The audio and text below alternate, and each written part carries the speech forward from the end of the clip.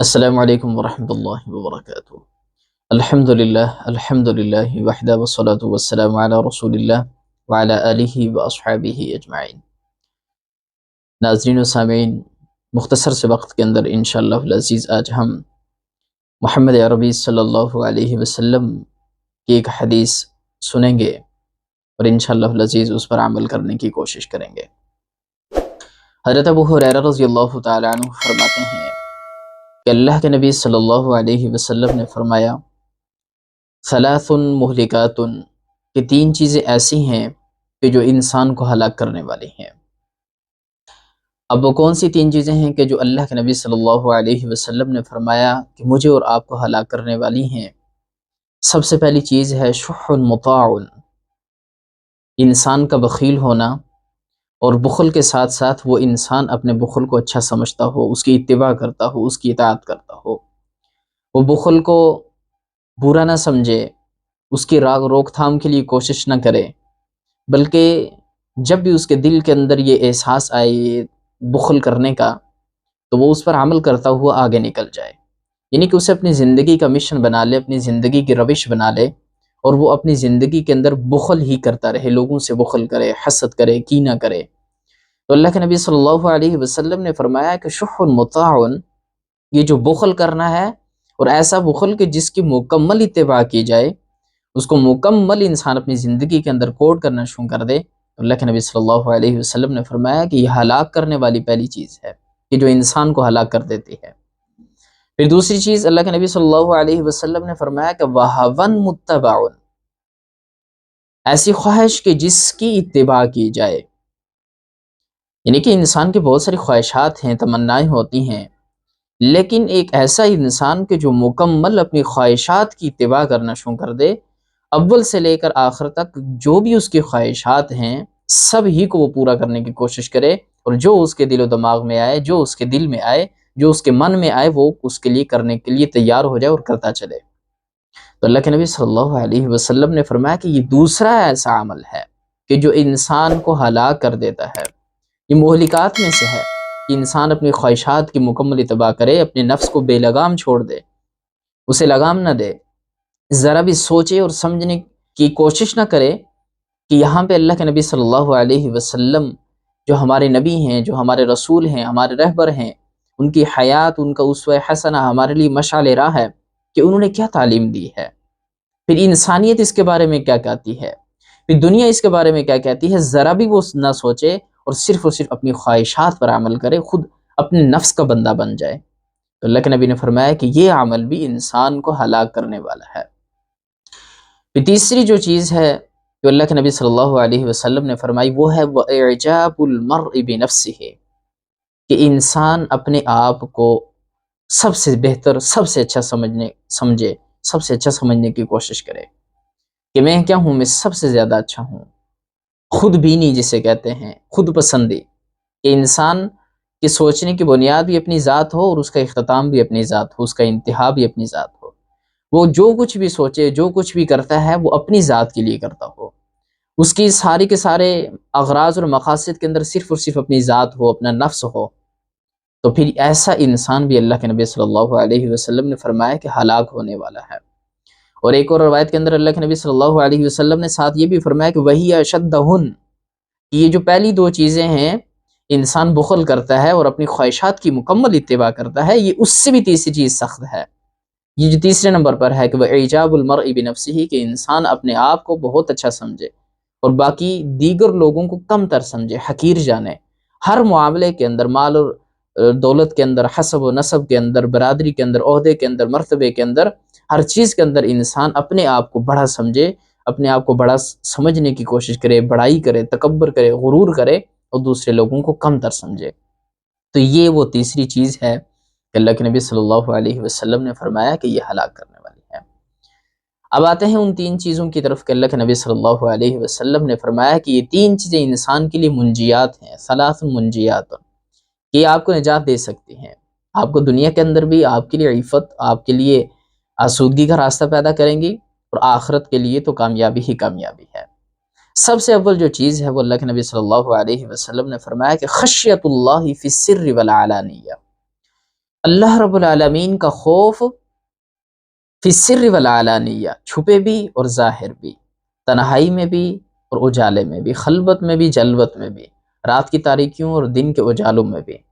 اللہ رب العالمین کا خوف یہ انتہائی مشکل کام ہے۔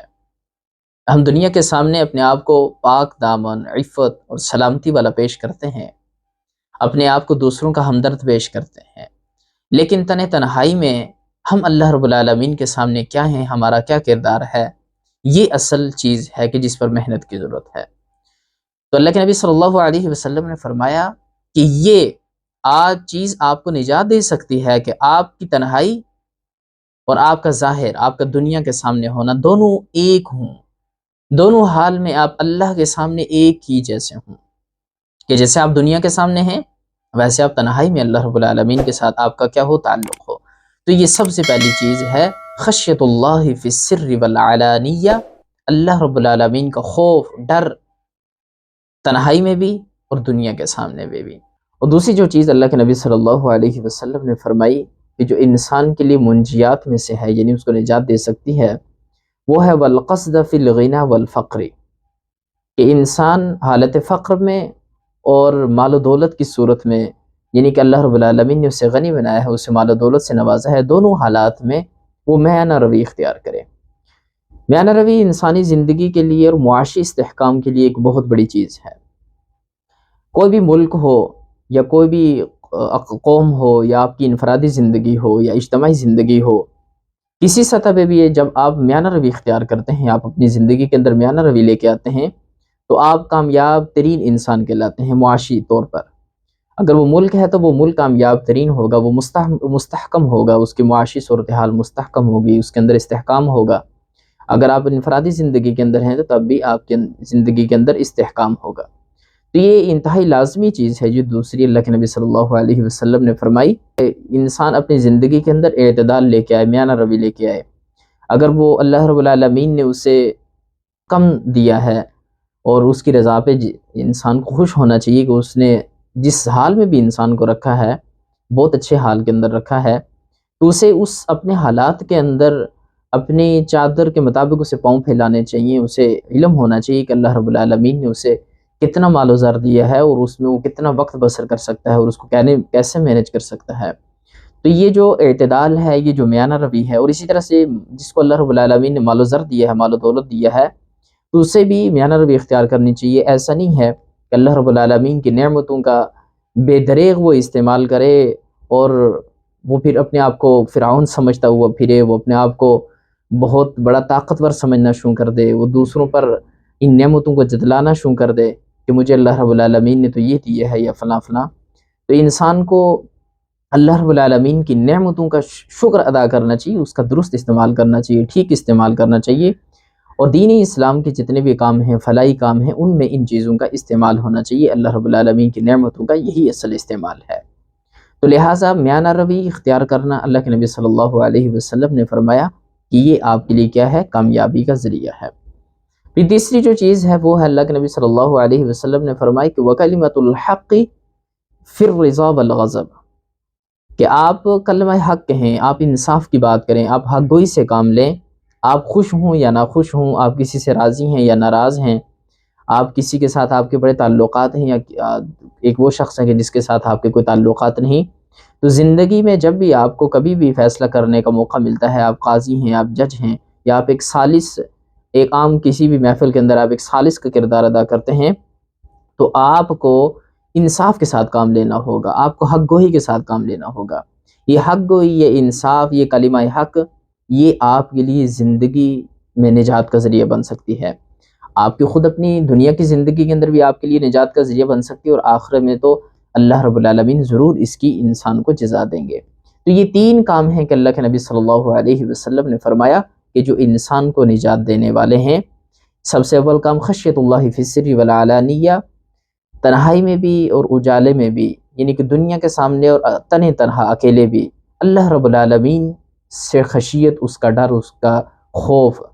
اور پھر دوسری جو چیز والقصد فی الغنی والفقر، کہ انسان کی زندگی کے اندر میانہ روی ہو، دونوں حالات میں چاہے کیسے بھی حالات ہوں،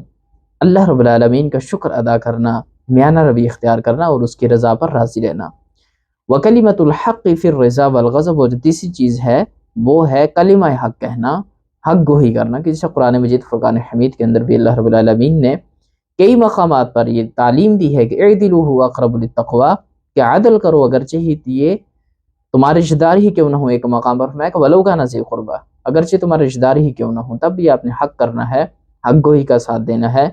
اور آپ نے اپنی ذاتی خواہشات کو نہیں دیکھنا، اپنی رنجشوں کو نہیں دیکھنا، اپنی نفسیات کو نہیں دیکھنا، بلکہ صرف اور صرف کلام اللہ اور آپ صلی اللہ علیہ وسلم کی اسوہ اور حیات کو دیکھنا ہے۔ ہم اللہ رب العالمین سے دعا گو ہیں کہ اللہ رب العالمین مجھے اور آپ کو قرآن و سنت کا فہم نصیب فرمائے، اور ہمیں اوصاف حمیدہ اپنانے کی توفیق عطا فرمائے۔ وما توفیقی الا باللہ۔